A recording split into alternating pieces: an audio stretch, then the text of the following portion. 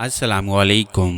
पेश खिदमत है एक नई खौफनाक कहानी सीरीज़ फनकार राइटर ए वहीद एपिसोड 1। इस कायनात में अनगिनत पुरस्कार कहानियाँ मौजूद हैं।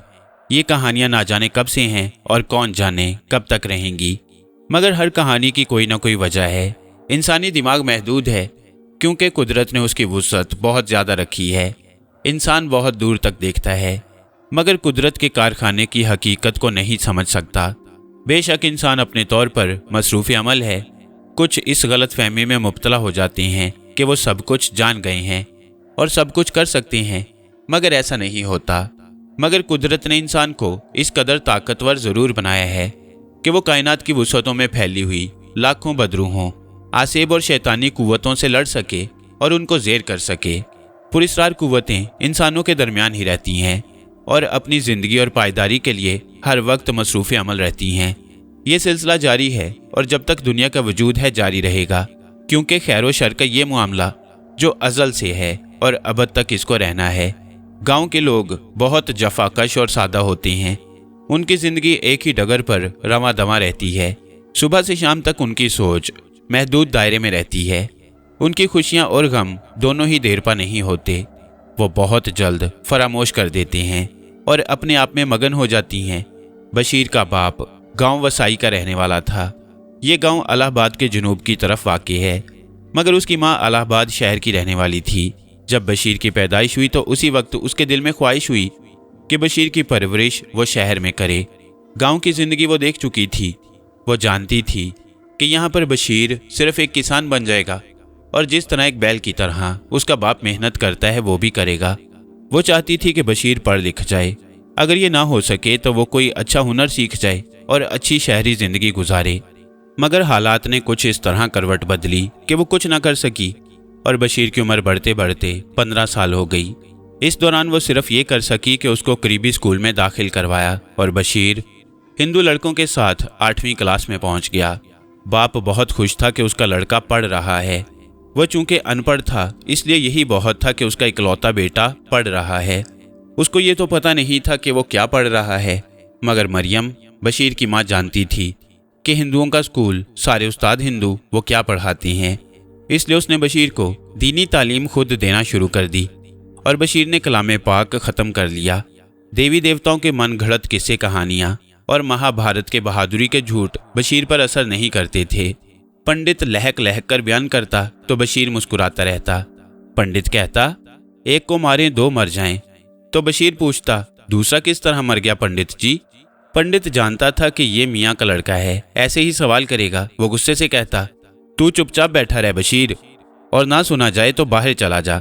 मगर पंडित जी, जो बात समझ ना आए तो पूछना ही पड़ता है। बशीर कहता, मुझे पता है तू मुस्लिम है, तू ऐसे ही सवाल करेगा। अरे ये हमारे धर्म का मामला है, तू हमारे धर्म का मजाक उड़ाने को औंधे सवाल पूछता है। अच्छा पंडित जी, माफ़ कर दो, अब के दोबारा कुछ नहीं पूछूंगा, बशीर ने कहा। अच्छा ठीक है, आराम से बैठा रह। जो पढ़ा रहा हूँ गौर से सुन और याद कर ले, कल पूछूंगा। पंडित जी, सुन तो मैं गौर से लूँगा मगर याद नहीं रखूँगा, बशीर ने कहा। अबे फिर तेरे सुनने का फ़ायदा। आदमी उसी लम्हे सुनता है कि वो उसको याद करे और वक्त ज़रूरत बयान भी कर दे और लिख भी दे। कुछ पता नहीं कि इम्तिहान में महाभारत के बारे में कहाँ से सवाल आ जाए। पंडित रसान से बोले, देखो पंडित जी, मैं ऐसी बातें याद नहीं करूँगा। इम्तिहान में आती हैं तो आती रहें, मैं सवाल छोड़ दूँगा। मेरी माँ ने मुझे मना किया है। तुम लोग पता नहीं कब की पुरानी बातें बताते हो, हम लोग इनको नहीं मानते, तो फिर मैं क्यों याद करूँ? बशीर ने मुँह बनाकर कहा। अरे क्या बकवास कर दी तूने? अरे स्कूल हमारा है, तेरी माँ का नहीं कि उसकी मर्जी का सबक तुझको हम पढ़ाएंगे। वही पढ़ना होगा जो हम तुमको पढ़ाएंगे। कह देना अपनी माताहारी से, ये मंजूर ना हो तो कल से मत आना। अरे लो, महाभारत को ही बुरा कह रहा है। सारे लड़के खामोश थे। अगर पंडित के बस में होता तो वो सारे लड़कों को कहता, मारो इस मुसले को। मगर वो जानता था कि एक भी लड़का बशीर की तरफ नहीं बढ़ेगा। एक ही पूरी क्लास पर भारी था और पंडित खुद भी बशीर से कमज़ोर था। बशीर ने खामोशी से बस्ता उठाया और स्कूल से बाहर निकल गया।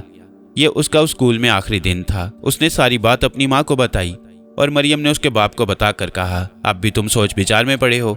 यहाँ पर हमारा क्या रखा है, 3 जान हैं, शहर में गुजारा कर लेंगे। बात तो तुम्हारी ठीक है, مگر میرا من گاؤں سے جانے کو نہیں کرتا، پتہ نہیں کیا چیز مجھے روکتی ہے۔ جمالہ جواب دیتا، بشیر کے ابا، اب اگر ہم اپنے لیے سوچیں گے تو یہ خود غرضی ہوگی۔ ہماری جس طرح گزرنی تھی گزر گئی، اچھی تھی تو بھی ٹھیک اور بری تھی تو بھی ٹھیک، مگر اب ہمارے سامنے ہمارا بیٹا ہے، شہر میں پڑھ بھی نہ سکا تو بھی کوئی ہنر سیکھ جائے گا۔ آج کل ہنر مندوں کا زمانہ ہے۔ زندگی بھر تم نے محنت کری، زمین کا سینہ چیر کر روزی کمائی، مگر کیا ہے ہمارے پاس؟ یہ ٹوٹا پھوٹا جھونپڑا، ایک گائے اور 2 بیل، کیا یہ سب زندگی گزارنے کو کافی ہے؟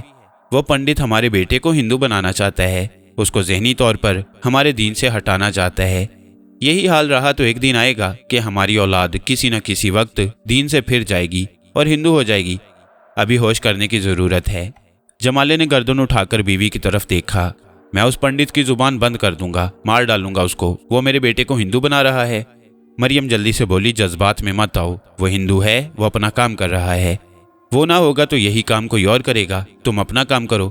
اب بشیر کو میں پڑھنے نہیں بھیجوں گی۔ تمہاری بات ٹھیک ہے، میں کرتا ہوں کچھ، پہلے جانوروں کو ٹھکانے لگا لوں، اس کے بعد مکان بیچ دیں گے، مگر یہ بات صرف تمہارے اور میرے درمیان رہے۔ اور پھر ایک دن ایسا بھی آیا کہ جمال الدین خاموشی سے الہ آباد کے محلے شانتی نگر آ گیا۔ شانتی نگر زیادہ تر ریلوے کے ملازمین کا محلہ تھا، قریب ریلوے اسٹیشن تھا اور زیادہ تر لوگ ریلوے میں ملازم، ملی جلی آبادی تھی، ہندو بھی تھے اور مسلمان بھی، کچھ مکان سرداروں کے تھے، وہ لوگ بھی ریلوے میں ملازمت کرتے تھے۔ آبادی سے ہی ملے ہوئے ریلوے کوارٹرز بھی بنے ہوئے تھے، وہ بھی سب آباد تھے اور یہاں پر بھی سب لوگ مل جل کر رہتے تھے۔ ہندوؤں نے درگا کا ایک مندر بنایا ہوا تھا، مسلمانوں نے بھی ایک چھوٹی سی مسجد بنا لی تھی۔ آج سے 70-80 سال پہلے کا زمانہ ایسا ہی تھا۔ انسان میں لالچ نہیں تھا، صبر اور محنت اس کا امتحان تھا۔ وہ راتوں رات کروڑ پتی بننے کا نہیں سوچتا تھا، دوسرے کا نیوالا چھین کر نہیں کھاتا تھا، مال حرام سے بچتا تھا اور اپنی محنت پر یقین رکھتا تھا۔ جمالہ جب اس محلے میں آیا، اس وقت اس کو اپنے چھوٹے سے کنبے کو روٹی کھلانے کی فکر تھی۔ وہ صرف ایک کسان تھا، کوئی ہنر اس کو نہیں آتا تھا، وہ صرف مزدوری کر سکتا تھا اور اس نے وہی کیا۔ وہ صبح ہی نکل جاتا اور راجوں کے ساتھ مزدوری کرتا، اینٹیں اٹھاتا، گارا اٹھاتا، سارا دن سخت محنت کے بعد اس کو 6 آنے شام کو ملتے اور وہ سیدھا گھر آ کر پیسے بیوی کے ہاتھ پر رکھ دیتا اور بیوی اسے بخوبی گھر چلا لیتی۔ مگر وہ بیٹے کی تعلیم کا سلسلہ دوبارہ نہ جوڑ سکی اور اس نے اپنے بھائی کے ذریعے بشیر کو ایک موٹر گیراج میں رکھوا دیا اور بشیر اس گیراج میں کام سیکھنے لگا۔ بشیر ایک نہایت خاموش طبیعت اور سنجیدہ مزاج لڑکا تھا۔ وہ اپنے گھر اور اطراف کے ماحول کا ادراک رکھتا۔ اس کی نظر میں اپنے باپ کا محنتی کردار تھا اور وہی کردار اس کا آئیڈیل کردار تھا۔ اس کو احساس تھا کہ اس کا باپ صرف اس کی خاطر اپنا گاؤں، اپنا گھر چھوڑ کر شہر آ گیا تھا اور وہ کام کر رہا تھا جو اس نے کبھی نہیں کیا، اور اس کا شکوہ اس نے کسی سے نہیں کیا۔ مگر مریم جانتی تھی جمالہ ایک محنتی کسان تھا، مگر وہ محنت اس کی عادت بن چکی تھی اور اس کا جسم اس کا عادی۔ اینٹیں دھونا اور گارا بنانا ایک الگ قسم کی محنت تھی۔ وہ اپنے شوہر کی ہر بات جانتی تھی۔ جمالے نے اپنی زبان سے کچھ نہیں کہا، مگر مریم سب کچھ جانتی تھی۔ وہ اللہ کا شکر ادا کرتی کہ اس کو اللہ نے ایسا شوہر دیا۔ ریلوے کوارٹرز میں ایک لڑکا رہتا تھا، اس کا نام بشیر تھا، مگر نام کے علاوہ یہ بشیر سے بالکل الٹ تھا۔ بشیر طویل قامت اور دیہاتی ماحول کا پروردہ جوان تھا، نہایت سنجیدہ مزاج رکھتا تھا، ہر کسی سے بے تکلف نہیں ہوتا تھا، اور یہ بشیر پستہ قد تھا، کمزور جسم تھا، مگر بلا کا چرب زبان اور بات سے بات پیدا کرنے کا ماہر۔ جب دونوں کا تعارف ہوا تو چھوٹا بشیر بولا، میں اب تک اکیلا تھا، آج کے بعد ہم 2 ہو گئے، تم بھی بشیر اور میں بھی بشیر، خوب گزرے گی، کیا خیال ہے؟ تم نے کس طرح اندازہ کیا کہ میں تمہارے ساتھ ہوں؟ دل کو دل سے راہ ہوتی ہے پیارے، آج سے تم میرے دوست ہو، چھوٹا بشیر بولا۔ بڑا بشیر مسکرا کر بولا، میں نے سنا ہے کہ تم لوگوں سے لڑائی لیتے ہو۔ ارے یار، میں تو کسی سے لڑتا ہی نہیں، دیکھ رہے ہو تم مجھے، اگر زور سے ہوا چلے تو میں اڑنے لگتا ہوں، بھلا میں اٹک لڑائی کس طرح سے لے سکتا ہوں؟ چھوٹا بشیر بولا، دیکھ بھائی، میں ہوں آدمی کام والا اور تو دن بھر پھرتا رہتا ہے، کچھ کام دھندہ تو کرتا نہیں، میں تیرا ساتھ کس طرح دے سکتا ہوں؟ بڑے بشیر نے کہا، یار بات یہ ہے کہ میرا باپ مجھے ریلوے میں بھرتی کروانے کی کوشش کر رہا ہے، اسی لیے میں کوئی اور کام نہیں کرتا، تو مجھے ناکارہ آدمی سمجھتا ہے؟ چھوٹا بشیر بولا، معاف کرنا یار، مجھے پتہ نہیں تھا، دن بھر تو میں ورک شاپ میں کام کرتا ہوں، شام کو 6 بجے آتا ہوں، اس کے بعد میں تیرے پاس آ جایا کروں گا، یا تو آ جانا، ملاقات ہو جائے گی، اور دونوں کی دوستی ہو گئی۔ ये दोस्ती इतनी बढ़ी कि बशीर नाम पर से पुश्त चला गया और दोनों छोटे और बड़े से मशहूर हो गए। दोनों हर जगह साथ नजर आते। हालांकि छोटे बशीर की मुलाजमत रेलवे में हो गई थी, मगर दोनों ऐसे लाजम मलजूम हो गए कि अगर एक नज़र आता तो लोग हैरान रह जाते। ये वो ज़माना था जब लोगों की तफरीह के ज़राए बहुत महदूद थे। शादी ब्याह के मौक़ों पर लोगों को कुछ तफरीह मुयस्सर आ जाती, क्योंकि बारात के साथ भांड और नाचने वालियाँ आती थीं। कभी सिर्फ रात भर नाचने वालियाँ मुजरा करती और कभी भांड नकलें उतार उतार कर लोगों को हंसाया करते। लोग पूरी रात खुले मैदान में रज़ाइयाँ और हुक्के लेकर बैठे रहते। उसके बाद थिएटर का रिवाज हुआ और बाकायदा किसी मुकाम पर हॉल बनाए गए और वहाँ पर लैला मजनू और शीरीं फरहाद के खेल दिखाए जाने लगे। छोटा तो पहले ही इन खेल तमाशों का शौकीन था, बड़ा उसके साथ रहकर शौकीन हो गया। अब दोनों दूर दूर नाच गाना और मंडली देखने जाने लगे। वो बड़ी सच्चाई से अपनी माँ को बता दिया करता कि वो कहाँ जा रहा है और कब आएगा। वो छोटे को भी कहता था कि घर हमेशा सच बात बताए, मगर छोटे ने अपने घर कभी सच नहीं बताया। इसकी वजह उसकी सौतेली माँ थी। वो उसके सच में भी कीड़े निकाल लिया करती। उसकी माँ उस वक्त इंतकाल कर गई थी जब वो 1 साल का था। बड़ा बशीर ये बात जानता था, उसने अपनी माँ को भी बता दिया।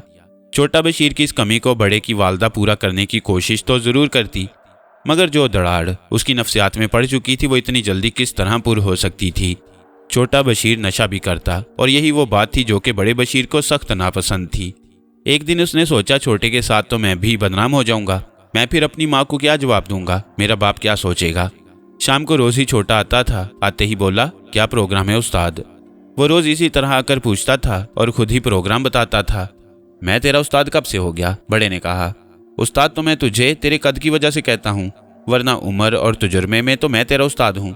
छोटा हंस कर बोला, तेरी ये बात कि तू मुझसे तजुर्बे में ज़्यादा है मैं तस्लीम करता हूँ। तूने बड़े बड़े तजुर्बे कर लिए हैं। बड़े ने संजीदगी से कहा। क्या बात है, मेरे मजाक का बुरा मान गए, छोटे ने पूछा। देख मेरे दोस्त, मैं गरीब वालदैन का सिर्फ एक गरीब लड़का हूँ। मेरे वालदैन बेशक बहुत गरीब हैं, मगर उनकी शराफत और नेक नामी मुसलमा है।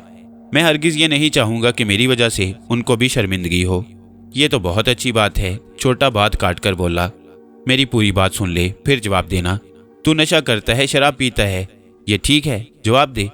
तुझसे झूठ नहीं बोलूँगा। मेरे कुछ दोस्तों को आदत है, जब उनसे मुलाकात होती है लगा लेता हूँ, छोटे ने आहिस्ता से कहा।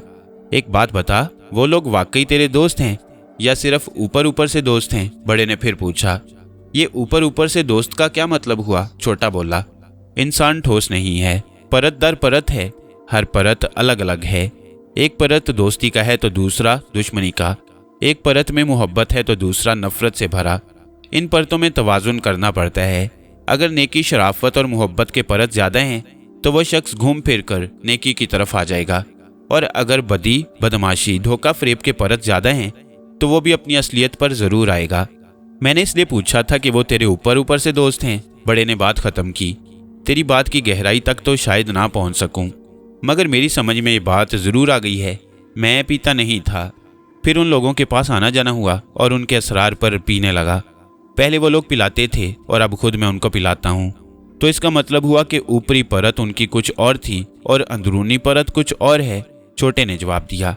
मेरी बात तेरी समझ में आ गई, मैंने सिर्फ तेरे समझाने को परत वाली बात की थी, बड़े ने मुस्कुरा कर कहा।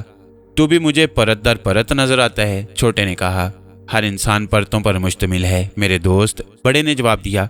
मैं उन लोगों से मिलूंगा, उनके पास जाऊंगा, मगर ये मेरा वादा कि ना पिलाऊंगा ना पीऊंगा, छोटे ने कहा। यह सब बेकार है। इंसान उस राह पर ही क्यों जाए जो उसकी मंजिल की तरफ नहीं जाती। बिला वजह ज्यादा सफर करना पड़े क्योंकि तुझे उन लोगों से वास्ता तो नहीं रखना पड़ेगा, बड़े ने कहा। जाऊंगा तो मैं ज़रूर, इसमें मैं खुद अपना भी इम्तिहान लूंगा कि मैं अपनी बात पर कायम रह सकता हूँ या नहीं, छोटे ने कहा। तुम्हारे अंदर एक ज़िद्दी बच्चा भी है, अब वो तुमको तंग कर रहा है, बड़े ने कहा। वो तो हर शख्स के अंदर होता है, क्या तुम्हारे अंदर नहीं है, छोटे ने पूछा। ज़रूर होगा, मगर अभी तक उस ज़िद्दी ने सर नहीं उठाया, बड़े ने जवाब दिया। मेरे ख्याल में कोई आदमी पूरा ईमानदार नहीं होता। तुमने भी पूरी ईमानदारी से जवाब नहीं दिया, छोटे ने कहा। ये बात तुम्हारे तजुर्बे की बात है। बाज़ लोग झूठ बोलते हैं और बोलते ही पकड़े जाते हैं कि झूठ बोला है, और बाज़ लोग झूठ बोलते हैं और बोलते ही चले जाते हैं और लोग उस झूठ को सच मानते रहते हैं, बड़े ने जवाब दिया। ये बोलने वाले की फनकारी है कि वो झूठ को इतने एतमाद से बोलता है कि सच मालूम होता है, छोटे ने कहा। तुम इसको फनकारी कहते हो, मक्कारी क्यों नहीं कहते? बड़े ने पूछा। लफ्जों का उलट फेर है, बात तो अपनी जगह वही रहती है, छोटे ने कहा। लफ्जों का उलट फेर तो है, मगर इससे कहने वाले की अंदर की कैफियत का अंदाजा भी होता है कि वो झूठ बोलने वाले के मुतल्लिक क्या राय रखता है और सच बोलने वाले के लिए क्या। बड़े ने इत्मीनान से कहा। वाह, क्या खूबसूरत अंदाज में तुमने चोट की है, मजा आ गया, छोटे ने हंस कर कहा।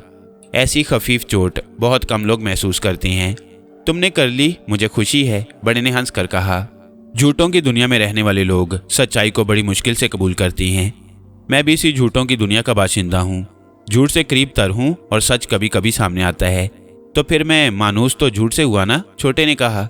तुमने अपने तजुर्बे के एतबार से बात दुरुस्त की है, मगर तुमने सच को तलाश करने की कोशिश भी तो नहीं की। जो मिला जैसा मिला तुम उसके साथ हो लिए। वो शराबी थे, तुम भी शराबी हो गए। वो मक्कार थे, तुम में भी वो जरासीम पैदा होने लगे। मेरी और तुम्हारी दोस्ती कायम रह सकती है, बशर्ते कि तुम आज के बाद बिल्कुल नशा नहीं करोगे और ना ही खुद तुम उन लोगों के पास जाओगे। अगर सरे राह मुलाकात हो जाए तो बात दूसरी है। बड़े ने अपना फैसला सुना दिया। बहुत बेहतर मेरे दोस्त, मैं उनके लिए तुमको नहीं छोड़ सकता। पूरे इलाहाबाद शहर को छोड़ दूंगा, मगर तुमको नहीं, छोटे ने जज्बाती अंदाज में कहा। यह जरूरी नहीं कि मेरा और तुम्हारा फैसला ही वक्त का फैसला हो, बड़े ने कहा। यह तो दुरुस्त है, डोरी तो कहीं और से ही हिलाई जा रही है, छोटे ने कहा। कभी कभी तुम बड़े पते की बात कर जाते हो, बड़े ने जवाब दिया। मुझे खुद पता नहीं होता कि मैं क्या कह रहा हूँ, छोटे ने जवाब दिया। अच्छा ये बताओ तुम्हारी नौकरी का क्या बना, बड़े ने पूछा। हाँ, मैं तुमको बताना भूल गया, अब्बा ने बड़ी कोशिश के बाद असिस्टेंट फायरमैन करवा दिया है। रेलवे की मुलाजमत में मुझे जो काम सबसे ज्यादा पसंद था ना, वही काम मुझे करना पड़ेगा। तुमने मेरे अब्बा को देखा है, इंजन में कोयला झोंकते झोंकते खुद काला इंजन नजर आने लगे हैं। होश की बात कर बेवकूफ, बाप के मुतल्लिक ऐसी बात करता है। अबे उस गरीब ने ना जाने किस किस की खुशामद की होगी, कितनी भागदौड़ की होगी, और तू है कि एहसान मानने के बजाय अपने बाप में ही कीड़े निकाल रहा है, बड़े ने नाराजगी से कहा।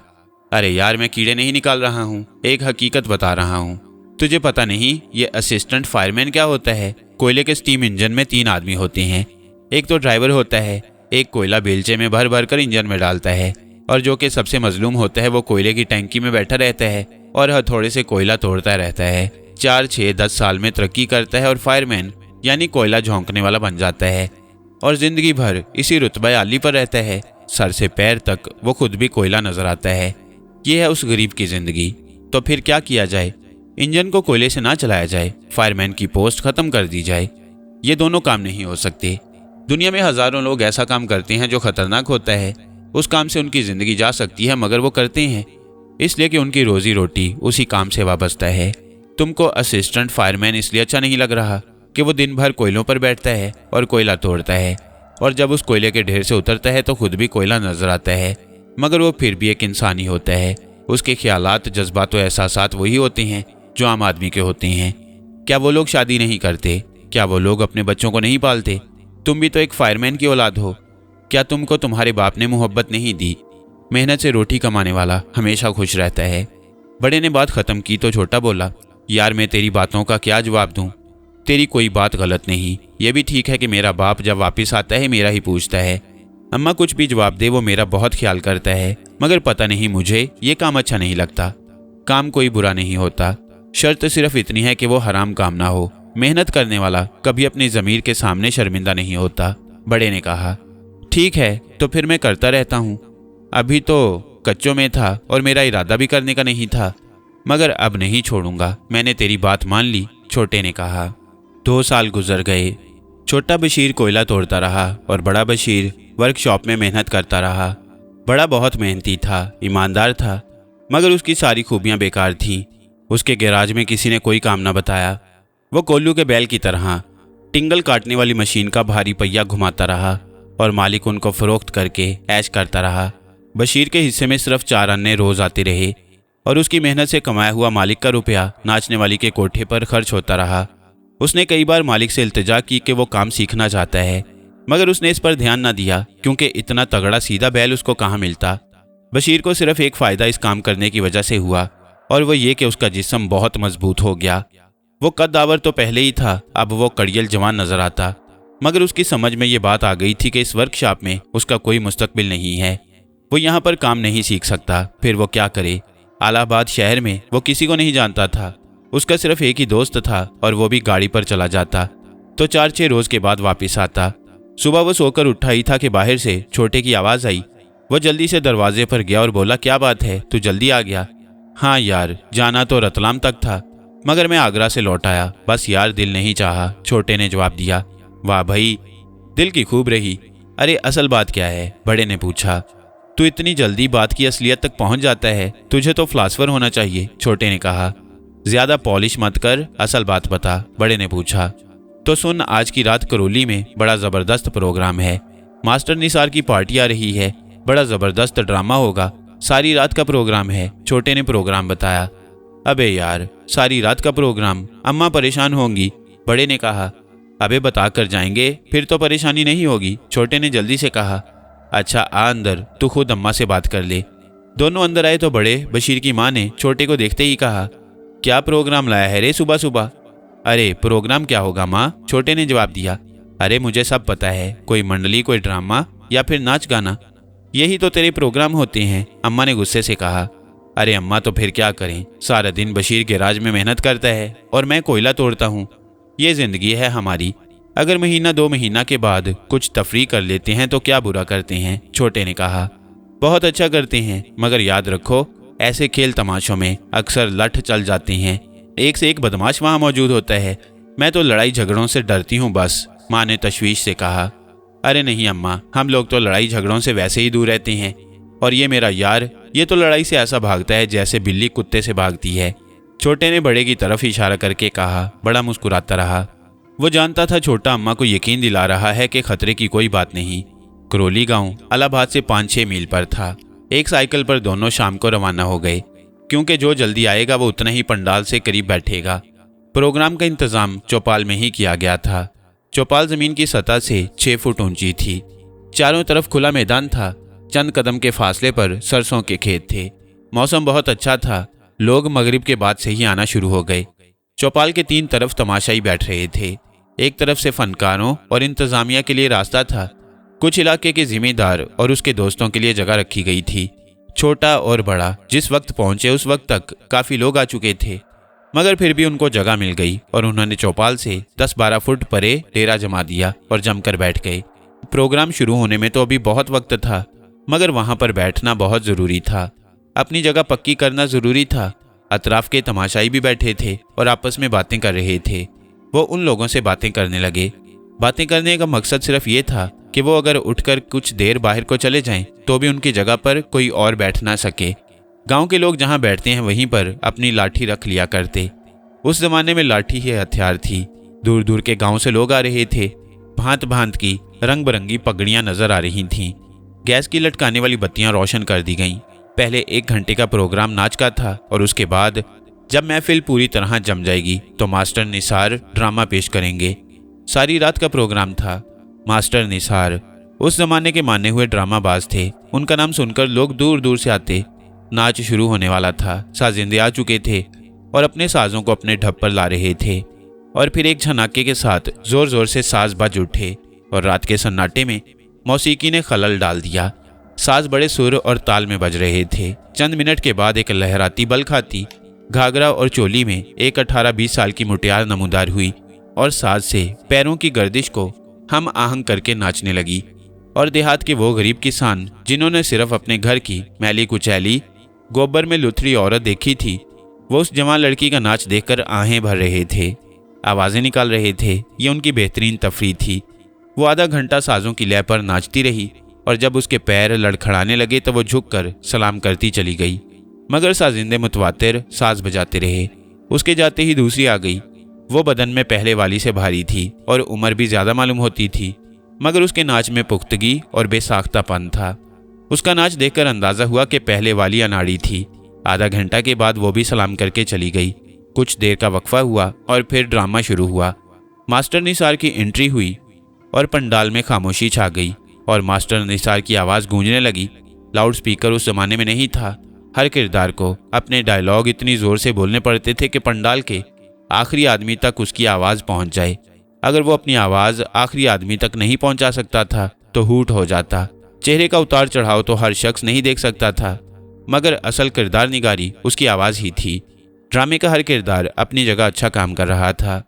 ڈرامہ رات 9 بجے شروع ہوا اور ٹھیک 2 گھنٹے کے بعد پہلا وقفہ ہوا۔ لوگ اپنی اپنی جگہوں پر اپنی اپنی چادریں اور لاٹھیاں نشانی کے طور پر رکھ کر پنڈال سے حاجت وغیرہ کرنے نکلے۔ تو بیٹھ، میں ذرا پیشاب کر کے آتا ہوں، بڑے نے کہا۔ یار پیشاب تو مجھے بھی کرنا ہے، چھوٹے نے کہا۔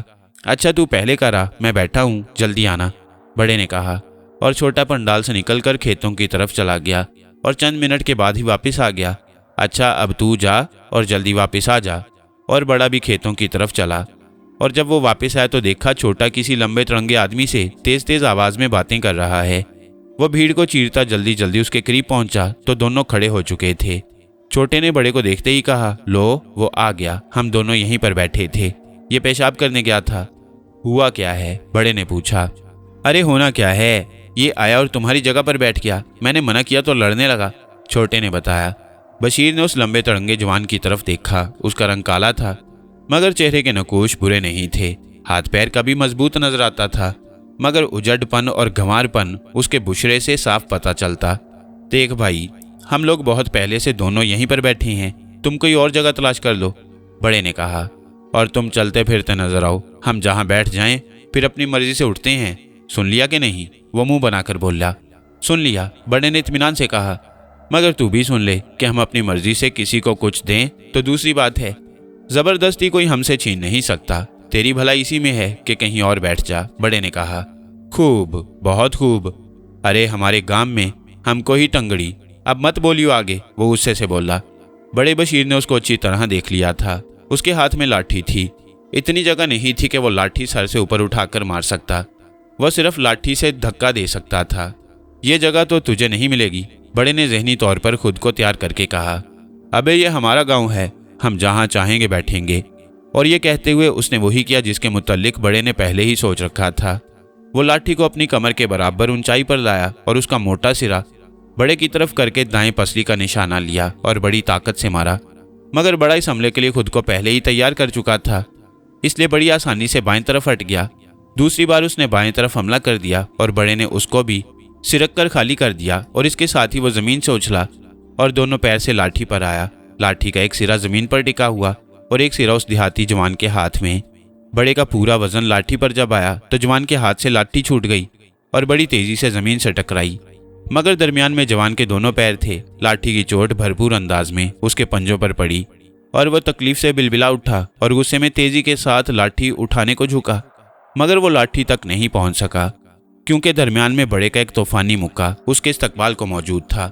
وہ بھینس کے ڈکرانے کی آواز نکالتا پلٹ کر گر گیا۔ یہ سب اتنی تیزی اور کم وقت میں ہوا کہ قریب کے لوگ بھی حیران رہ گئے۔ اب لاٹھی بڑے کے ہاتھ میں تھی اور اس نے جوان کے گرتے ہی اس کے گھٹنوں پر بھرپور وار کیا۔ وار اتنا طاقتور اور نپا تلا تھا کہ اس کے گھٹنوں کی ہڈی ٹوٹنے کی آواز صاف سنائی دی، اور پھر اس کے کانوں میں ایک نسوانی آواز آئی، شاباش، ایک بھرپور وار اس کے سر پر کر دے۔ اب بڑے کو پتہ نہیں تھا کہ وہ کہاں ہے اور کیا کر رہا تھا، اور اس نے اس آواز کا حکم پورا کر دیا۔ لاٹھی پڑتے ہی لاٹھی اس کی کھوپڑی میں دھنس کر رہ گئی اور بڑے نے اس کو وہیں چھوڑ دیا۔ میرے ساتھ آ، بھاگ۔ پھر نسوانی آواز آئی اور وہ بھاگ کھڑا ہوا۔ سارے پنڈال میں بھگدڑ مچ گئی، کسی کو کچھ سمجھ نہیں آ رہا تھا کہ کیا ہوا۔ یہ سارا تماشا چھوٹے کے سامنے ہوا تھا۔ جب بڑا بھاگا تو وہ بھی بھاگا، مگر بڑا بھیڑ سے اتنی جلدی نکل گیا کہ وہ حیران کھڑا اپنے بچاؤ کی ترکیبیں سوچنے لگا اور پھر فوراً ہی ایک طرف کو چل پڑا۔ بڑے بشیر کو پتہ نہیں تھا کہ کس سمت کو جا رہا ہے، مگر وہ نسوانی آواز اس کے ساتھ تھی، وہ اس کے بتائے ہوئے راستے پر بھاگ رہا تھا۔ اس نے اب تک غور نہیں کیا تھا کہ آواز کسی عورت کی ہی تھی، بولنے کے انداز سے پتہ چلتا تھا کہ وہ گاؤں کی ہے، مگر وہ خود کہاں تھی؟ صرف آواز اس کے ساتھ تھی۔ اس نے دوسرا وار مجھ سے کیوں کروایا؟ میں اس کو جان سے مارنا تو نہیں چاہتا تھا، اس نے مجھ سے خون کروا دیا، کیا وہ میری ہمدرد ہے؟ پتہ نہیں کیا معاملہ ہے۔ وہ دوڑتے ہوئے یہ سوچتا رہا، مگر حیرت انگیز تیزی کے ساتھ دوڑتا بھی رہا۔ درمیان میں کھیت بھی آئے اور اونچے اونچے ٹیلے بھی آئے، مگر وہ رکا نہیں۔ وہ آواز اس کا حوصلہ بڑھاتی رہی اور وہ بھاگتا رہا۔ رات کے آخری پہر اس کو سامنے ایک حویلی نما مکان نظر آیا تو اس پر اسرار نسوانی آواز نے اس کو روک دیا اور بولی، دیکھو وہ سامنے جو مکان ہے وہ اس علاقے کے بہت ہی با اثر اور طاقتور شخص کا مکان ہے، تم اس کے اندر چلے جاؤ، تم کو پناہ مل جائے گی، مگر ایک بات یاد رکھنا، میرا ذکر کسی سے مت کرنا، مجھے جب ضرورت ہوگی خود آؤں گی، तुम हैरान तो जरूर होगे, मगर घबराओ मत, मेरी जात से तुमको नुकसान नहीं होगा। इस मकान के मालिक का नाम शेर खान है। और बड़े को ऐसा मालूम हुआ जैसे कोई उसके बहुत करीब खड़ा था। वो इतनी बड़ी परेशानी में मुब्तला था कि इस बात पर ज्यादा गौर न कर सका। वो रंजीदा भी था, बैठे बिठाए वो कातिल हो गया था। वो ज्यादा देर ना सोच सका, क्योंकि एक लठ बंद लंबा चौड़ा आदमी उसके सामने खड़ा था। कौन है रे तू? उसने पूछा। मुझे शेर खान से मिलना है, वो जल्दी से बोला। अरे का पागल हुआ है, ये वक्त मिलने का है, सवेरे आइयो, चल अब जा, वो बोला। देखो भाई, मेरी जिंदगी और मौत का मसला है, बड़े ने खुशामदाना अंदाज में कहा। ओहो, तो क्या मैं खान साहब को इस वक्त जगा दूं? वह हैरत से बोला। उनको ना जगाओ, मैं तुम्हारे पास सुबह तक बैठा रहता हूँ, जब जाग जाएं तो मिलवा देना, बड़े ने जल्दी से कहा। हाँ ये ठीक है, यहीं पर बैठा रह और ये बतलाए दूं कि ये शेर खान की हवेली है, कोई गड़बड़ मत करियो, हाँ, वरना बहुत बुरी होगी तेरे साथ, चौकीदार ने समझाया। अरे नहीं भैया, तुम चाहो तो मुझे बांध दो, मैं खुद मुसीबत में गिरफ्तार हूँ, मैं क्या गड़बड़ करूंगा, बड़े ने जवाब दिया। चौकीदार ने गर्दन हिलाई और उसके पास ही बैठ गया। चौकीदार चंद मिनट खामोश रहा और फिर ऊँगने लगा, मगर बड़ा बशीर खामोशी से बैठा रहा। वो खुद हैरान था कि उसने दूसरा वार क्यों किया, और वार भी इतना खतरनाक कि उस जवान की खोपड़ी का कचूमर निकल गया। या अल्लाह, मैं किस पुरस्कार चक्कर में गिरफ्तार हो गया हूँ। अब दिन निकल आया था। चौकीदार ने शेर खान को बशीर के आने की इतला कर दी, इसलिए उसका बुलावा आ गया और वो चौकीदार के साथ अंदर चला गया। हवेली अंदर से बहुत वसी और ईज थी। बड़े बड़े दालान थे और बेशुमार कमरे नजर आ रहे थे। एक बड़े से कमरे में एक 40 साल के लगभग शख्स बैठा था। उसकी शख्सियत बड़ी रौब वाली थी, चेहरा सुर्खो सफ़ेद और उस पर तनी हुई मूंछें, कद भी 6 फुट के लगभग होगा। वो गाँव तकिया से टेक लगाए हुक्का पी रहा था। चौकीदार के जाने के बाद वो बोला, बोल जवान, तुझे क्या परेशानी है, क्यों मेरे पास आया है? बशीर उसके कदमों में बैठ गया। अरे जवान, ये मत कर, मूंढे पर बैठ, तू मेरे दर पर आ गया है, परेशान मत हो, जो होगा तेरे लिए करूँगा, बोल जल्दी। बस क्या बताऊँ खान साहब, मेरा नसीब मुझे तुम्हारे दर पर लाया है, मैंने तो आपका नाम भी कभी नहीं सुना था, बशीर ने बड़ी मुश्किल से कहा। अरे होता है, कभी कभी ऐसा भी होता है, तू मेरे दर पर आया है तो किसी भरोसे पर ही आया होगा, मुझ पर एतमाद होगा तभी तो दरवाज़ा खटखटाया होगा। तू मुझ पर एतबार कर और अपनी पूरी बात मुझे बता, मगर बताने से पहले ये सुन ले कि तू जो कुछ मुझे बताएगा वो सच होना चाहिए। शेर खान हुक्के की तरफ हाथ बढ़ाकर बोला। मुझसे एक खून हो गया है खान साहब, बशीर ने बमुश्किल कहा। क्या कहा? शेर खान सीधा होकर बैठ गया। हाँ खान साहब, मैं नहीं जानता कि ये मुझसे किस तरह हुआ, और फिर सिवाय उस नुस्वानी आवाज़ के सब कुछ बयान कर दिया। तुम मुझ तक किस तरह आ गया? शेर खान ने पूछा। पता नहीं खान साहब, मैं जिधर मुँह उठा भाग खड़ा हुआ और रात भर जागता रहा और यहाँ पहुँच गया, बशीर ने कहा। तुझे पता है कुरोली गांव यहाँ से कितनी दूर है? शेर खान ने पूछा। नहीं, मुझे नहीं पता। कुरोली गांव यहाँ से 6 कोस दूर है, और तू कहता है भागता रहा और यहाँ पहुँच गया। शेर खान ने गैर यकीनी अंदाज में कहा। मैंने वादा किया है, झूठ नहीं कहूँगा, मैंने जो कुछ आपको बताया वही सच है।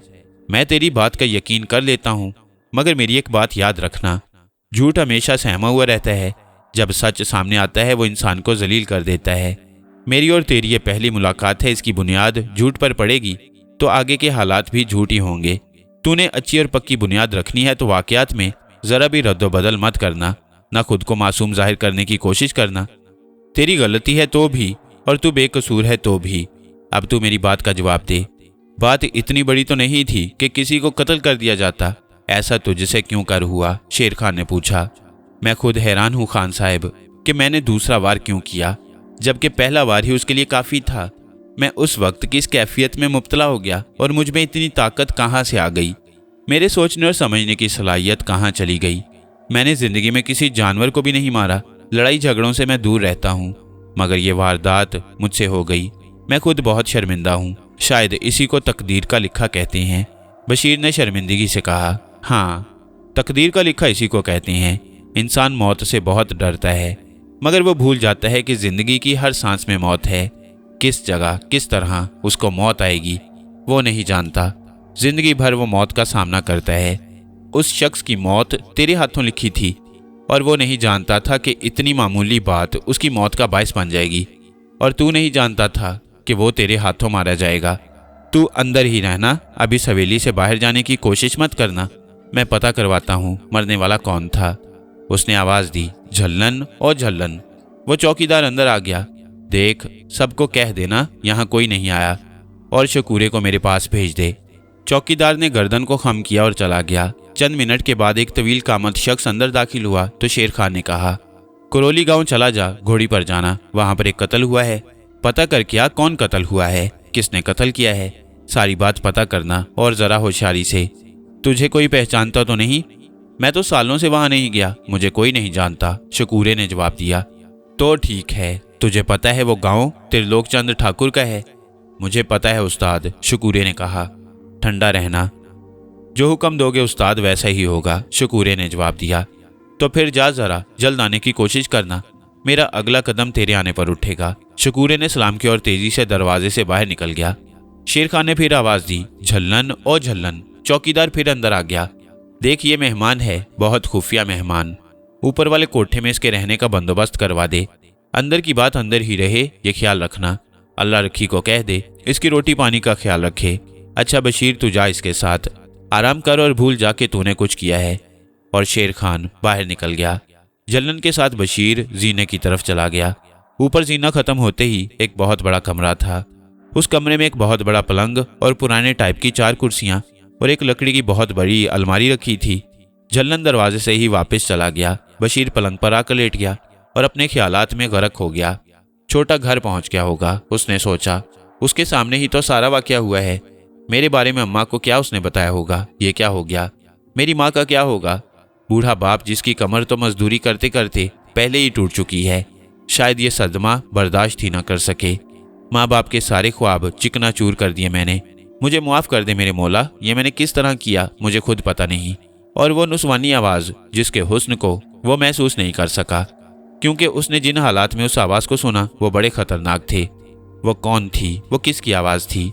उसने उसको याद किया और वो आ मौजूद हुई। उसे एहसास हुआ कि कमरे में मेरे अलावा भी कोई है। उसका ये ख्याल बातिल हो गया कि वो आवाज़ उसके जहन की पैदावार थी। वो चंद लम्हे इस्तेजाब के आलम में खामोश बैठा रहा और फिर हिम्मत करके बोला, क्या तुम कमरे में हो? उसे एहसास हुआ जैसे वो उसके करीब आ गई हो। ये सब उसे बड़ा गैर अकल सा लग रहा था। उसका होना और ना होना अजीबोगरीब तिलिस्म था। उसे इन बातों का कोई तजुर्बा नहीं था। वो उसके इतने करीब थी कि उसके सांस लेने की आवाज़ तक वो महसूस कर सकता था। कुछ तो बोलो, तुम मुझसे क्या चाहती हो? उसने कहा। मैं जो चाहती थी वो तुमने कर दिया। मैं तुमसे बहुत खुश हूँ। तुमने याद किया और मैं आ गई। उसकी मुतरन्नम आवाज़ बशीर के कानों में आई। उसे अब उसकी खूबसूरत आवाज़ का अंदाज़ा हुआ। अब उसके ऊपर वो पहली वाली हैरत और गुमगू की कैफियत तारी नहीं थी। वो उससे खुलकर गुफ्तगू करना चाहता था। उसने कहा, तुमने मुझे कातिल बना दिया, मुझे मेरे ज़मीर के सामने शर्मिंदा कर दिया, दुनिया को मुंह दिखाने के काबिल नहीं छोड़ा। तुमको पता है मेरे माँ बाप का सुनकर क्या हाल होगा।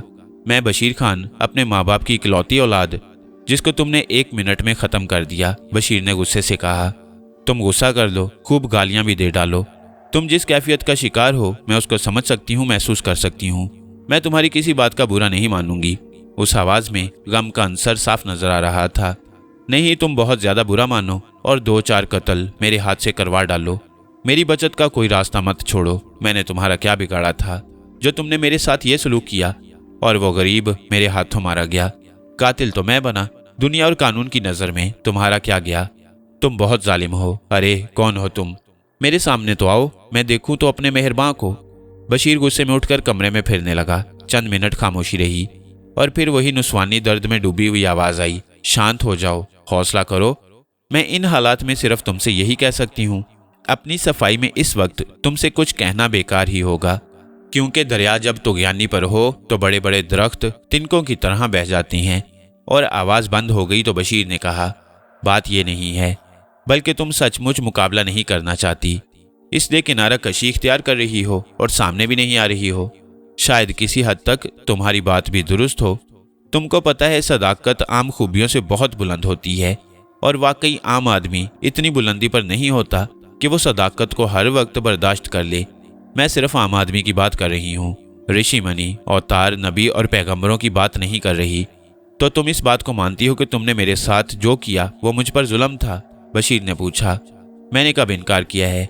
दूसरा वार करने के लिए मैंने ही तुमसे कहा था, मगर मैं जानती थी कि तुम्हारा पहला वार ही तुम्हारी मौत था।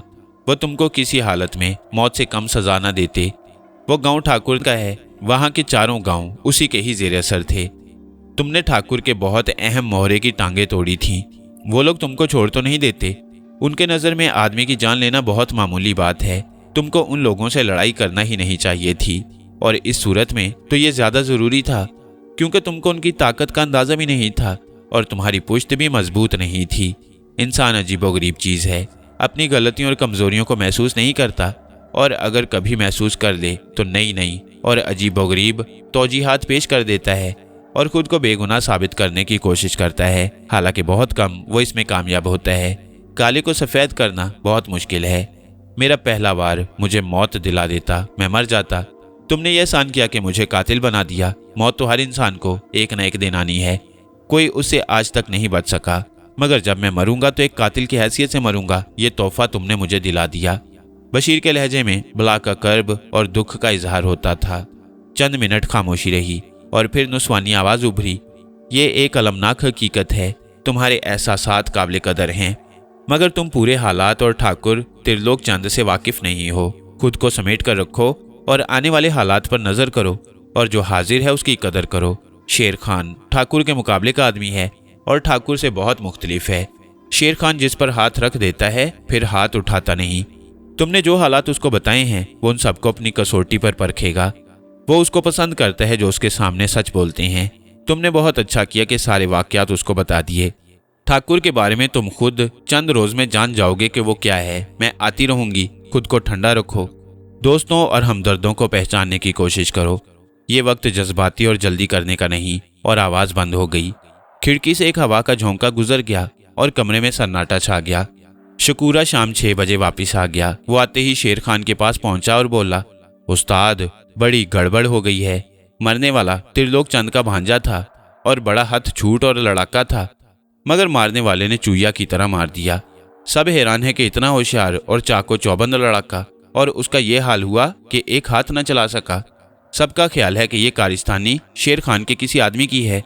वो लोग हर तरफ फैल गए हैं और तलाश कर रही हैं। कहते हैं वो 2 आदमी थे, एक लंबा तिरंगा और जानदार आदमी था और एक छोटे कद का कमज़ोर सा आदमी। ये सारा काम लंबे ने दिखाया है, मगर वारदात के बाद दोनों गायब हो गए हैं। आज रात को या कल तक हमारे पास भी कोई आएगा। पुलिस में रिपोर्ट नहीं कराई गई। त्रिलोक का कहना है कि मामला हमारे घर का है, हम खुद ही मुजरिम को पकड़ेंगे और सज़ा देंगे। पुलिस कचहरी अदालत में मामला तूल पकड़ जाता है। उस्ताद सबसे ख़राब बात यह हुई कि उनका पूरा शुबा हमारे ऊपर है। होशियार रहने की ज़रूरत है। शकूरा खामोश हुआ तो शेर खान बोले, तू ऐसा कर, सीधा उखाड़े जा और सबको खबरदार कर दे। पहरेदारों और मुखबरों को खबरदार कर देना कि कोई नया आदमी नजर आए तो उसकी हरकत और सकनात का ख्याल रखें और मुझे फ़ौरन खबर करें, मगर बिला वजह किसी को तंग ना करें। पहले यकीन करें और फिर हाथ डालें। वो ओछी हरकत कर सकता है मगर हम नहीं करेंगे। शकूरा के जाते ही शेर खान ऊपर बशीर के पास आ गया। बशीर उसको देखकर खड़ा हो गया तो शेर खान बोले, आराम से बैठ और मेरी बात सुन। बशीर बैठ गया मगर खामोश रहा। तेरी लड़ाई तमाशे में हुई, और जिससे हुई वो एक लड़ाई भड़ाई का माहिर था, और तूने उसको इस तरह मार दिया जैसे बिल्ली का बच्चा। ये बात मेरी खोपड़ी में फिट नहीं आ रही। बाकी सारी बातें जो तूने बताई हैं ठीक हैं। शेर खान ने अपनी बात ख़त्म की। उस्ताद मैं क्या बताऊं, मैं नहीं जानता कि मैं कहाँ पर तमाशा देख रहा हूँ। मुझे पता ही नहीं था कि मैं किसी खतरनाक जगह पर हूँ और ख़तरनाक लोगों के दरमियान हूँ, और जिससे झगड़ा हुआ वो कौन है, कितना बड़ा बदमाश है। पता होता तो शायद मैं लड़ाई से बचता भी और 2 गालियाँ भी बर्दाश्त कर जाता, मगर कभी कभी ऐसा भी होता है कि अपने से जर्री हरीफ मौत बनकर एक कमज़ोर आदमी पर टूट पड़ता है। उसे अपने अंजाम की नहीं, अपने बका की फिक्र जुनूनी बना देती है, और उससे वो सब कुछ हो जाता है जो वो आम हालात में करने का सोच भी नहीं सकता। बशीर खामोश हो गया। शेर खान चंद मिनट खामोश रहे, फिर एक लंबी हूँ की और बोले, तेरी बात भी समझ में आ रही है, मगर तू अब हवेली में नहीं रहेगा। मेरी एक जगह और है, थोड़ी दूर है, उसको हम लोग उखाड़ा कहते हैं। वहाँ पर हर किस्म के उस्ताद मौजूद हैं, कुश्ती के माहिर, चाकू के माहिर, दूबदू लड़ाई के माहिर, खाली हाथ से आदमी की गर्दन मरोड़कर छिपकली की तरह घोड़े पर डालने के माहिर। ये सब रोज़ाना मशक करते हैं और लड़कों को कराते हैं। मेरा काम करने का अंदाज सबसे अलग है। मेरे साथ जो काम करता है वो फौजी की ज़िंदगी गुजारता है। मैं उनके खर्चे और उनके घर के खर्चे का जिम्मेदार हूँ। मेरा आदमी अगर किसी वजह से पसे पर्दा चला जाए, जेल चला जाए या मर जाए तो उसके बाल बच्चों का खर्च मैं अदा करता हूँ। मेरे हर आदमी का दुख मेरा दुख है। किस्मत ने तुझको शेर खान के हवाले कर दिया है। तू अपना फैसला बता, मेरे साथ काम करेगा, मेरी ज़बरदस्ती नहीं है। मैं तुझे दुश्मन के हवाले नहीं करूँगा, तू जहाँ कहेगा पहुँचा दूंगा। इलाहाबाद के अलावा दिल्ली, आगरा या पूरे हिंदुस्तान में जहाँ तेरा दिल चाहे तू जा सकता है। मगर कौन आने वाले वक्त के बारे में कह सकता है कि क्या होगा? कुछ भी हो सकता है। मगर मेरी एक बात याद रखना, इंसान को डर कर जिंदा नहीं रहना चाहिए। अब बोल, तेरी क्या राय है? बशीर ने बड़े गौर से बशीर खान की बातें सुनी। चंद मिनट खामोश रहा और फिर बोला, उस्ताद, जब किस्मत ने फैसला कर दिया है तो मैं कहाँ जा सकता हूँ? मगर मुझे सिर्फ अपने बूढ़े माँ बाप की फिक्र है। पता नहीं उन पर मेरे गायब होने के बाद क्या गुजर रही होगी। मेरे साथ जो मेरा दोस्त था, पता नहीं उसने उनको क्या बताया होगा। बशीर की आवाज़ गुलूगीर हो गई और वो खामोश हो गया। खूब अच्छी तरह गौर कर लिया है। और सुन, मेरा कारोबार क्या है? उखाड़े में शराब बनती है, जुआ होता है और भी बहुत से गैर कानूनी काम होते हैं और उसी आमदनी से सबको अदायगी होती है। मैं किसी को धोखे में नहीं रखता, गैर कानूनी काम करता हूँ मगर अपने आदमियों से ईमानदारी करता हूँ, क्योंकि वही लोग मेरे हाथ पैर हैं। तुम मेरे रंग में अगर एक दफ़ा रंग गए तो याद रखना, जिंदगी भर इसी रंग में रंगे रहोगे। फिर तुम पर कोई और रंग नहीं चढ़ेगा। बहुत पक्का रंग है मेरा। अब बताओ क्या कहते हो? शेर खान ने पूछा। उस्ताद, मैंने फैसला कर लिया है, मुझे तुमसा आदमी अब नहीं मिलेगा। तुमको छोड़ना नहीं चाहता। जैसा हुक्म करोगे, मेरी जान हाजिर है। तुम जिस तरह जहां चाहो उसे इस्तेमाल कर सकते हो। मेरा वादा है कभी उफ नहीं करूंगा, बशीर ने कहा। तो फिर मैं भी तुझे कुंदन बना दूंगा। त्रिलोक चंद ठाकुर तेरे नज़दीक नहीं आएगा। अपना हुनर तुझे सौंप दूंगा। तेरे जवाब ने मुझे खुश कर दिया है। तू मेरा शागिर्द ही नहीं, मेरा बेटा होगा। और रहा तेरे माँ बाप का मामला, तो मैं उनको खबर करवा दूंगा कि तू खैरियत से है और जब मौका होगा उनसे आकर मिलेगा। उनके खर्च वगैरह का इंतज़ाम भी कर दिया जाएगा। मैंने जो कुछ कहा है ये एक मर्द की ज़ुबान है। मगर एक बात याद रखना, इंसान जो फैसला करता है ज़रूरी नहीं कि वक्त ने भी वही फैसला किया हो। इसलिए ज़हनी तौर पर तुमको हर तरह के हालात के लिए तैयार रहना होगा। ऐशो इशरत की ज़िंदगी समझने वाले दुनिया में कभी सुख से नहीं रह सकते। ज़िंदगी में बाज़ औक़ात बड़े सख्त फैसलों से गुजरना पड़ता है। इसी का नाम ज़िंदगी है। कल से तुम उखाड़े में रहोगे, वो जगह महफूज भी है क्योंकि वहाँ पर सब किस्म के हालात से निमटने के लिए इंतज़ामात हैं और आदमी भी हैं। और शेर खान उठ खड़े हुए। उखाड़ा जिस जगह का नाम था वो भी एक बहुत बड़ी हवेली थी। बड़ी ऊंची फसील नुमा दीवार चारों तरफ थी और उसका बहुत भारी दरवाज़ा था। उस दरवाजे के ऐन सामने हवेली का मेन गेट था। दोनों दरवाज़ों पर चाको चौबंद पहरेदार मौजूद थे जो उस हवेली के हर शख्स को अच्छी तरह जानते थे। चारों तरफ कमरे बने हुए थे। उन कमरों के आगे दालान था जिसकी चौड़ाई 15 फुट के लगभग थी और मेहराबदार दरवाजे बने हुए थे। पूरी इमारत लाल पत्थर की बड़ी मजबूत बनी हुई थी। दरवाजे बड़े मजबूत लकड़ी के कुवाड़ नुमा लगे हुए थे। नई जगह पर फालतू दरवाजे भी नजर आते थे जो किसी कमरे के नहीं थे और हर वक्त बंद ही रहते। उनके बारे में पता चला कि ये खुफिया रास्ते हैं जो कि वक्त ज़रूरत इस्तेमाल होते हैं। कमरों के दरमियान बहुत बड़ा मैदान था, इतना बड़ा मैदान कि पूरा क्रिकेट का ग्राउंड बन जाए। दरमियान में एक बहुत बड़ा उखाड़ा खोदा हुआ था। एक तरफ वर्जिश करने के दूसरे औजार और झूले वगैरह मौजूद थे। ये जगह एक नज़र में कोई फौजी छावनी नजर आती और काम भी सब फौजियों वाले ही हो रहे थे। बशीर के पहुंचने से पहले उसका नाम वहां पहुंच गया। सबको बता दिया गया था कि ये बच्चा उस्ताद का खास आदमी है। पहला रोज उसने लड़कों को वर्जिश करते और दूसरे हुनर सीखते गुजारा। यहाँ की दुनिया ही निराली थी। हर काम अपने वक्त पर हो रहा था। खाना पकाने वाले खाना पका रहे थे, तकसीम करने वाले तकसीम कर रहे थे, बाहर से खरीदारी करने वाले अपना काम कर रहे थे और मेहनत करने वाले मेहनत कर रहे थे। बाकायदा हर काम का वक्त मुकर्रर था। हर उस्ताद अपना अपना काम पूरी जिम्मेदारी से करवा रहा था और हर शागिर्द बड़े शौक से सीख रहा था। दूसरे रोज से बशीर भी उखाड़े में पहुंच गया। यहाँ के इंचार्ज पहलवान भोला नाथ थे। वो नौजवानी में बहुत नामी ग्रामी पहलवान थे। वो बड़ा सख्त रियाज कराते थे। उनके बारे में मशहूर था कि वो गर्दन तोड़ दाव के माहिर थे। उनके शिकंजे में मुकाबिल की गर्दन अगर आ जाए तो उसको हार मान लेना चाहिए, वरना तो गर्दन एक ज़रा से झटके में टूट जाती है। वो इतनी महारत और तेज़ी से ये दाव लगा देते कि लोग हैरान रह जाते। उस्ताद भोलानाथ अब बूढ़े हो चुके थे, मगर उखाड़े में जोर करवाने और रोज वर्जिश करने की वजह से चाको चौबंद रहते। उस्ताद शेर खान के साथ वो 10 साल से थे। बशीर का पहला रोज था। शेर खान खुद बशीर को लेकर भोलेनाथ के पास उखाड़े गए। भोलेनाथ उनको देखकर 2 कदम आगे बढ़ाए। ये मेरा बेटा है, इसका ख्याल करना, किसी जगह कमजोर ना रह जाए। इसको आगे बहुत काम करने हैं। हम दोनों की इज्जत का मामला है, इससे ज्यादा मैं और कुछ नहीं कह सकता। उस्ताद, ये तुम्हारा प्यारा है तो मेरा भी प्यारा है। चिंता मत करो, मेरे पास जो कुछ है सब सौंप दूंगा, कंजूसी नहीं करूंगा, मगर इसके शौक और मेहनत पर भी गौर करना पड़ेगा। भोलेनाथ ने जवाब दिया। अरे ये तुम्हारा बच्चा है, खूब मेहनत कराओ, मारो, सख्ती करो, तुम इसके मालिक हो। कुश्ती और लड़ाई भड़ाई का माहिर बनाना। मेरी खुशी ये है कि ये कहीं किसी मुकाम पर कमजोर ना पड़े। अरे कमजोर नहीं पड़ेगा उस्ताद, इसका बदन और हाथ पैर ही बता रही हैं कि ये कमजोर नहीं पड़ेगा। और बशीर ने उखाड़े में उस्ताद भोलेनाथ के कहने के मुताबिक जोर करने शुरू कर दिए। उखाड़े का वक्त सुबह 5 बजे से 12 बजे दिन तक था। उसके बाद सब नहाते धोते और दोपहर का खाना खाते। 2 किस्म के खाने पकाए जाते। एक हिंदू बावर्ची, वो अलग पकाता और अलग ही खिलाता भी था। दूसरा मुसलमान था, वो मुसलमानों को खाना खिलाता, क्योंकि उखाड़े में हिंदू मुसलमान सब साथ थे। मगर शेर खान का सलूक सबके साथ एक जैसा था। ठीक 1 हफ्ता के बाद दोपहर 12 बजे शेर खान उखाड़े आ गए। उस्ताद भोलेनाथ ने आगे बढ़कर इस्तकबाल किया। उस्ताद शेर खान ने उनके पैरों को हाथ लगाया और बोले, कैसा जा रहा है मेरा बेटा? मेरी उम्मीद से ज्यादा तेज है, बहुत फुर्तीला है, बदन में लचक भी है और ताकत भी है। हुनर आ जाएगा तो इतनी ताकत ही इसको बहुत बड़ा फनकार बना देगी। अच्छा उस्ताद, मैं चाहता हूँ इसके साथ साथ ये दूसरे हुनर भी सीखता रहे।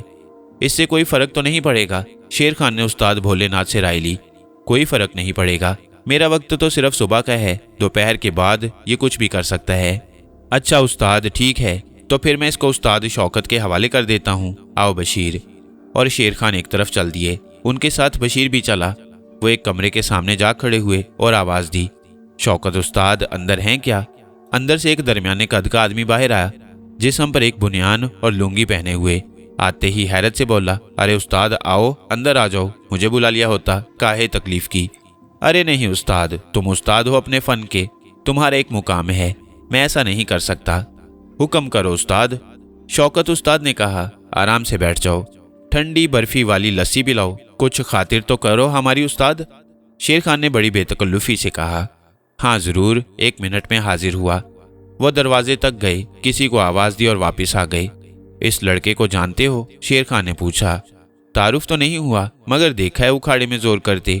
उस्ताद शौकत ने जवाब दिया, ये मेरा बेटा है, अभी जेरे तालीम है। भोलेनाथ उस्ताद जोर करवा रहे हैं। मैं चाहता हूँ साथ साथ तुम भी इसको कुछ बताते रहो, ताकि साथ साथ तुम्हारा हुनर भी इसको आता चला जाए। शेर खान ने कहा, बहुत अच्छा ख्याल है। देखो बशीर, मैं शौकत उस्ताद का तारुफ तुमसे करा दूं। ये चाकू जनी के बहुत बड़े फनकार हैं। पूरे हिंदुस्तान में इन जैसा माहिर चाकूबाज नहीं है। ये पुराने उस्ताद लोग जो मेरे पास हैं, इन लोगों ने बड़े नाम कमाए हैं, लेकिन वही बात के वक्त आगे निकल गया है और ये मेरे पास हैं। मगर इनका तजुर्बा और फन अपनी जगह है, मैं उसी से फ़ायदा उठा रहा हूँ। मेरी बात तेरी समझ में आ रही है? हाँ उस्ताद, आ रही है। एक बात पूछना चाहता हूँ, बशीर ने कहा। पूछो, ज़रूर पूछो, उस्ताद ने कहा। इलाहाबाद शहर के अलावा भी आपका काम है, क्योंकि आपके जो तरीके और इंतजामात मैं देख रहा हूँ वो तो बहुत ज़्यादा हैं। बशीर ने पूछा, गहरी नज़र है तेरी। तो सुन, इलाहाबाद शहर के लिए तो सिर्फ मैं अकेला ही बहुत हूँ। मेरे कारिंदे हिंदुस्तान के हर शहर में मौजूद हैं। हर शहर में माल बनता है और बिकता है। वहाँ पर भी मुकामी बदमाश होते हैं, उनको भी कंट्रोल करना पड़ता है। मगर मैं ज़्यादा लंबे चक्कर में नहीं पड़ता। मैंने सिर्फ 2 धंधे पकड़े हैं, उनको करता हूँ। मेरे आदमी बिला वजह ना पुलिस से टकराते हैं ना मुकामी बदमाशों से, बल्कि ज़रूरत के वक्त हम उनसे काम भी लेते हैं। हर जगह पर एक जैसी ताकत इंसान में नहीं होती। अगर हम यूपी में ज़्यादा ज़ोरदार हैं तो बंगाल में कोई हमारा भी बाप है। तुमने ये तो सुना होगा कि गली में लंगड़ी कुतिया भी शेर होती है। मेरी पॉलिसी ये है कि लंगड़ी कुतिया को पहले हड्डी डाल दो, ताकि वो तुम्हारे सामने दुम हलाए, भौंके नहीं। अगर भौंकेगी तो उसके साथ और कुत्ते सर से सर मिलाने लगेंगे। लस्सी के 3 जहाजी साइज गिलास आ गए और तीनों पीने लगे। उस्ताद, एक बात मेरी समझ में नहीं आई। शौकत उस्ताद ने पूछा। पूछ लो, तुम भी पूछ लो, उस्ताद शेर खान ने मुस्कुरा कर कहा।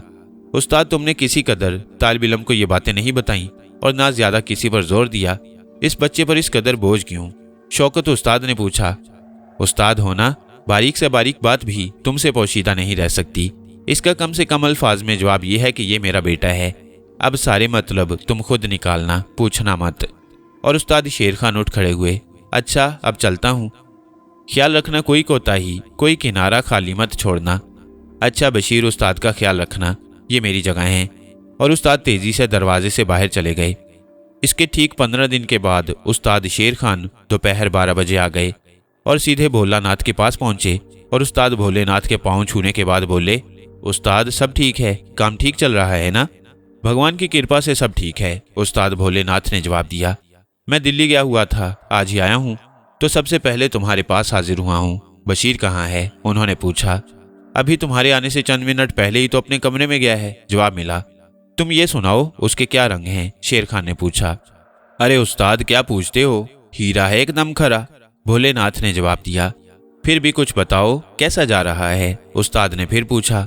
सिर्फ एक दफा बताने से समझ जाता है, और गर्दन तोड़ तो ऐसा रवां हो गया है कि किसी पेड़ की जड़ को लगा दे तो पूरा दरख्त गिरा दे। हर पहलू से उसको रवां कर दिया है। तुमको पता है मेरा तो हथियार ही यही था, मगर उसमें महारत हासिल करना बहुत मुश्किल है। कोई ताकत से मार खा जाता है, कोई फुर्ती से। इस दाव के लिए ये दोनों चीजें लाजमी हैं। इस दाव के हासिल करने के लिए मार भी खाना पड़ती है, और इस दाव का माहिर मार खाकर हैरत अंगेज तौर पर जीत जाता है।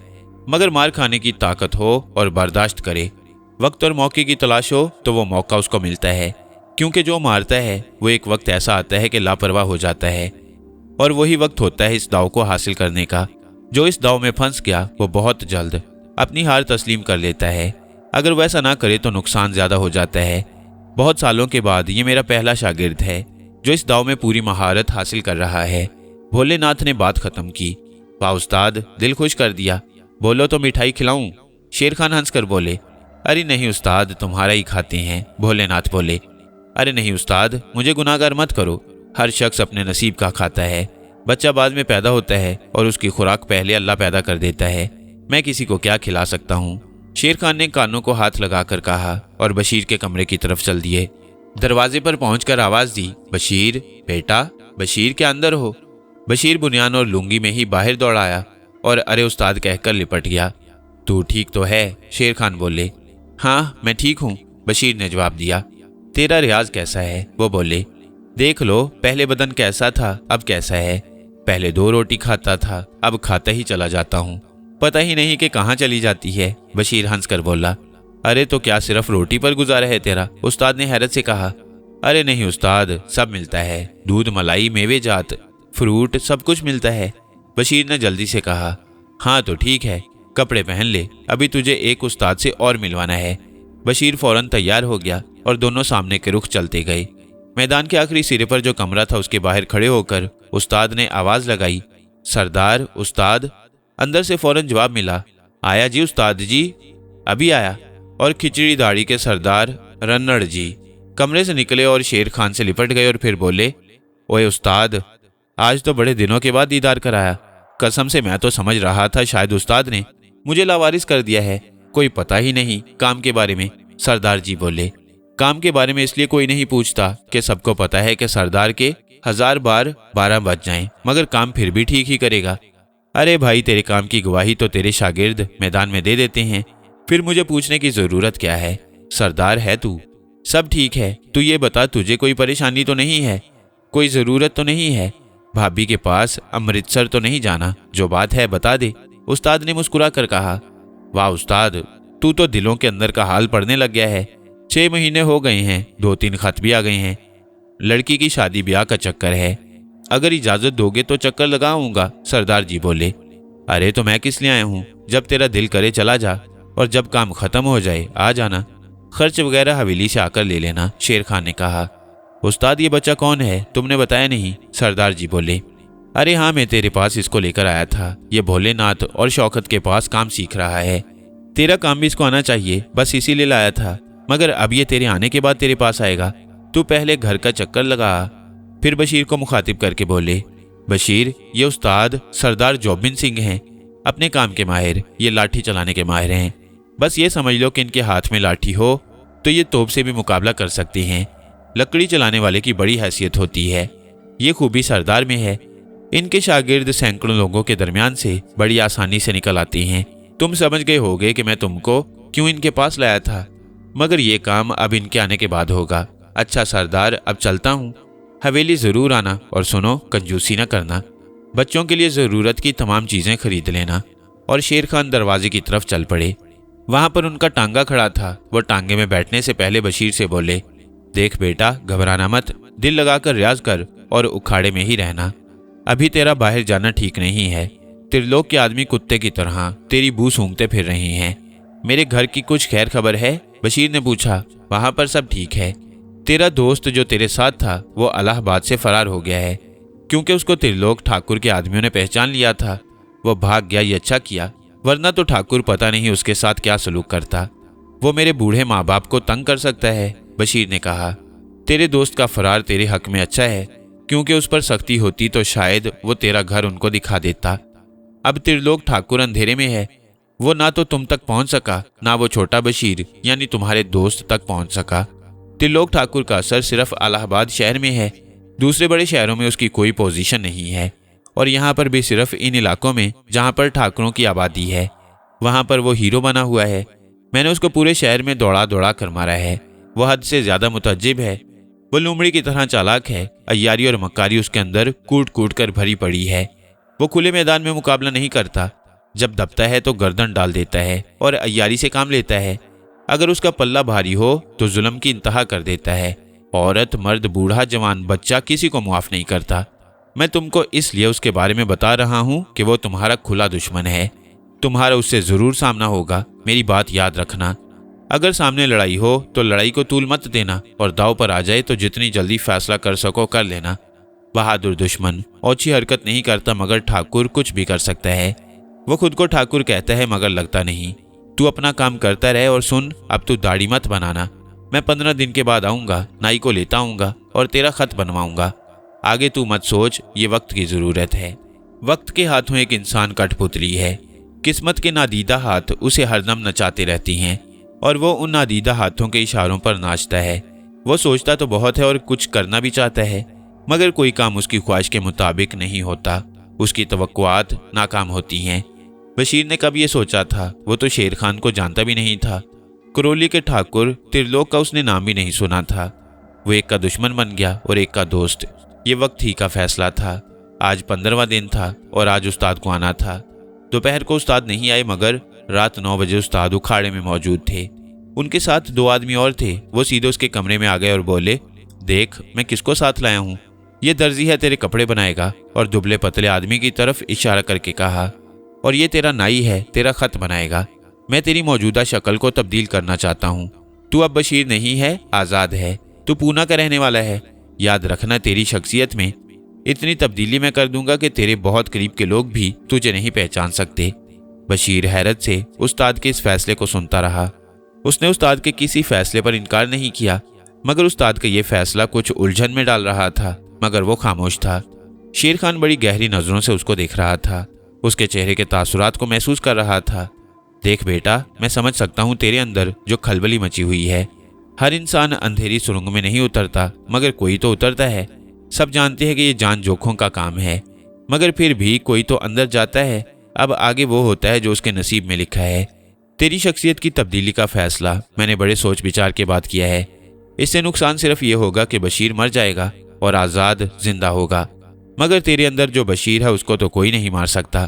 بظاہر تو آزاد ہوگا اور آزادی کی زندگی گزارے گا، مگر تو جب چاہے گا بشیر کو باہر لا سکے گا۔ ترلوک چند ٹھاکر کو تو نہیں جانتا، وہ انتہائی مکار شخص ہے۔ اس کا توڑ بھی مکاری اور چالاکی ہے۔ دشمن کی ہر چال پر نظر رکھنی پڑتی ہے۔ لڑائی صرف جسمانی طاقت سے نہیں لڑی جاتی، اس میں کچھ اور بھی چیز شامل کرنا پڑتی ہے۔ تم کچھ پوچھنا چاہتے ہو تو ضرور پوچھو، مگر بشیر خاموش رہا۔ تو استاد نے کہا، میں خدا کے بعد صرف وقت سے ڈرتا ہوں۔ وقت ہی وہ ہولناک اور بھیانک عفریت ہے جو انسان کو نگل جاتا ہے۔ میں آج جیسا نظر آ رہا ہوں، کل میں کیسا ہوں گا یہ وقت ہی جانتا ہے۔ اس کو تم تقدیر کہہ لو یا کچھ اور نام دے لو، مگر ہے یہ وقت کی کہانی، اور اس کو وقت ہی بیان کرتا ہے۔ اس کا بیان کرنے کا انداز بھی سب سے نرالا ہے۔ تم صرف حکم دیتے، میں تو تمہارے حکم کا پابند ہوں۔ صرف اشارے کا منتظر ہوں، محبت میں مصلحت نہیں ہوتی۔ بشیر خاموش ہو گیا۔ شیر خان نے بڑھ کر اسے گلے لگا لیا اور نائی سے بولے، میں نے تجھے جو تصویر دی ہے بالکل اسی طرح کی، اس کی داڑھی بنانی ہے اور مونچھیں بھی، بال بھی تصویر سے ملتے ہوں۔ ماسٹر تم ناپ لے لو، برجیس اور کوٹ 2-3 جوڑے بنا ڈالو۔ اب تم جاؤ ماسٹر۔ یہ تو بتانے کی ضرورت نہیں ہے کہ تم نے یہاں پر کچھ نہیں سنا، استاد نے کہا۔ ماسٹر نے ہاتھ جوڑ کر کہا، میں سنتا کہاں ہوں استاد، میں تو بہرا ہوں اور زبان سے گونگا ہوں۔ ہاں پھر ٹھیک ہے، جاؤ۔ تو نے بھی سن لیا کلوا؟ وہ نائی کی طرف منہ کر کے بولا۔ میں تو سرکار صدا کا گونگا بہرا ہوں، سالوں سے خدمت کر رہا ہوں، گردن جا سکتی ہے پر بات نہیں جائے گی، نائی نے ہاتھ جوڑ کر کہا۔ بھروسہ ہے اسی لیے تو ساتھ رکھا تھا، نہ ہوتا تو باہر نہ بٹھا دیتا، استاد نے کہا۔ اچھا اب میں جاتا ہوں۔ اچھا آزاد، تم خود کو تیار کرو، میں تم کو اب آزاد ہی کہوں گا اور سب تم کو اسی نام سے پکاریں گے۔ اور وہ دروازے سے نکل گیا۔ اب بشیر آزاد ہو گیا، اکھاڑے کے لوگ اس کو اسی نام سے پکارنے لگے اور وہ بھی اس نام سے مانوس ہوتا گیا اور بہت تیزی سے تعلیمی سلسلہ بھی جاری رہا۔ وہ ایک بہترین طالب علم تھا، کشتی کے داؤ پیچ ہوں یا چاقو کے، وہ ان پر عبور حاصل کرتا گیا اور 6 ماہ گزر گئے۔ استاد جوبن سنگھ نے لکڑی کے پینترے، گتھا بنوٹ اور لاٹھی کے استعمال کے سارے ڈنگ بھی سکھا دیے اور خوب مشق کرا دی۔ وہ روزانہ مشق کرتا، آپس میں مقابلے ہوتے تھے اور کمزوریوں کو دور کیا جاتا۔ روزانہ کشتی کے مقابلے ہوتے، چاقو زنی کے مقابلے ہوتے۔ بالکل ایک فوجی یونٹ تھا، یہاں پر کوئی بیکار نہیں رہ سکتا تھا، ہر شخص کام میں مصروف تھا۔ استاد شیر خان کا جاسوسی کا نظام بھی بہت زوردار تھا۔ علاقے کی پولیس اور اس کے اعلی افسران شیر خان کے ساتھ تھے، اندر کی سب خبریں شیر خان کو مل جایا کرتی تھیں۔ اس کی حویلی میں جو ضرورت مند آ جاتا وہ خالی نہیں جاتا تھا۔ غریب اور یتیم لڑکیوں کی وہ پوری شادی کا خرچ اٹھایا کرتا تھا۔